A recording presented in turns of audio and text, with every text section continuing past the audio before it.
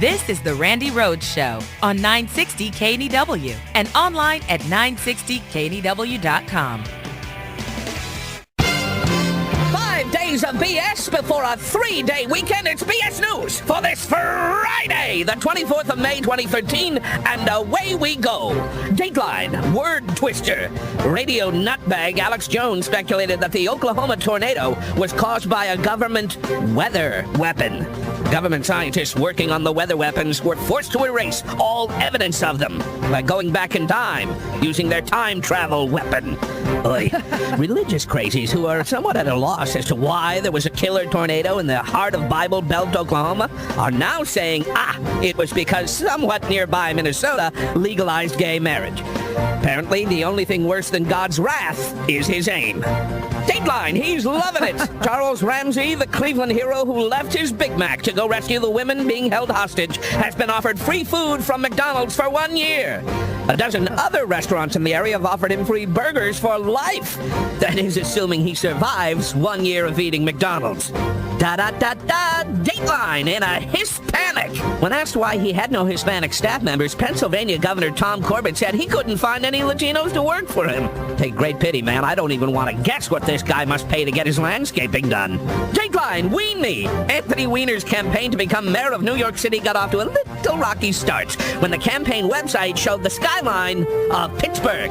In a game attempt to put the past behind him, Weiner called the mistake the most embarrassing thing that has ever happened to me. Well, one of, anyway.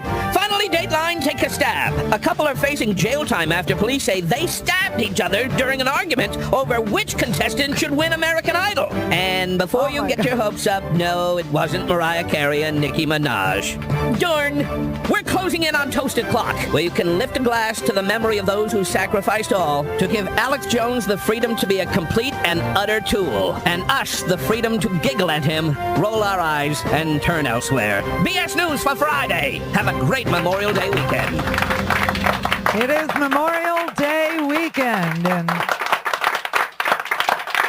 God, what a week this is. It's just amazing to me. I mean, let me tell you something about, first of all, I think we've explained that there is no love for journalism on the conservative side, and that this is all faux outrage, and that they're feigning concern, and that listen, the idea that we might have had a documentary that would have told us something about the situation in which we find ourselves, meaning the privatization and the owning of public airwaves, public broadcasting, public infrastructure, public workers, public justice system, and the privatization of all of those things could have been explained to us in one little documentary on PBS. But of course, they work so hard to defund things that are public so that they can then own them, and they are maybe a handful of billionaires.